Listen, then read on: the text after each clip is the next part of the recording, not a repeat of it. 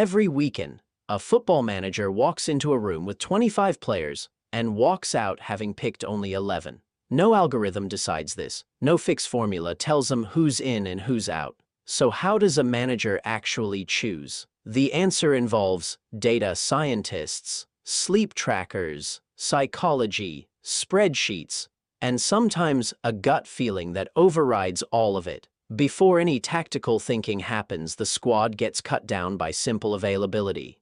Injuries and suspensions rule players out immediately.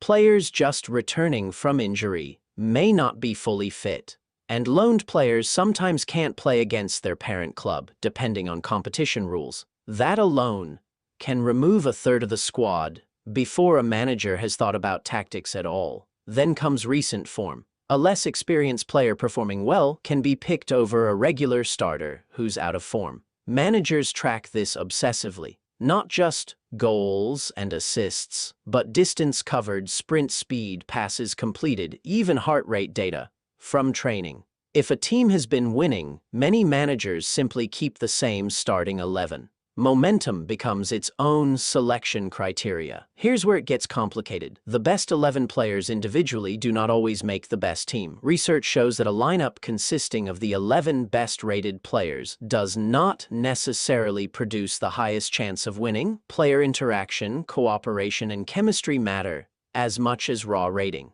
A manager isn't picking 11 stars. They're solving a puzzle where each piece has to fit with the pieces beside it. Lineups often target the opponent's specific weaknesses, while selecting players with the skills to neutralize the opponent's key threats. Teams with a clear identity, high-pressing, possession-based, pick players who match that approach. A pressing team needs players who are quick and full of energy. Even the venue changes the calculation. Away games often get a more cautious, defensive setup, while home games can go more attacking to use the crowd's support. Positional strength matters too.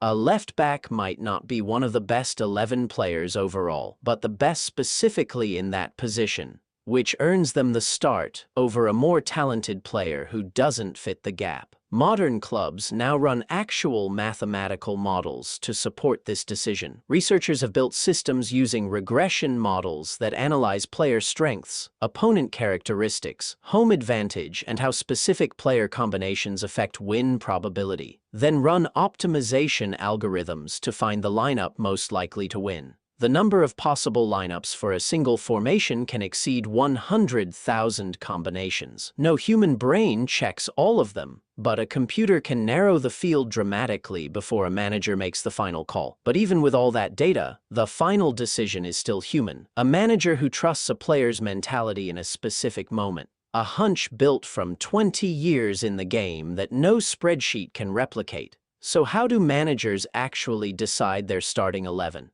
It's part medicine, ruling out who's fit to play, part data science, tracking form down to the smallest detail, part chess, fitting pieces around an opponent's weaknesses, and part instinct, the unmeasurable thing that makes one manager trust a player the numbers say shouldn't start.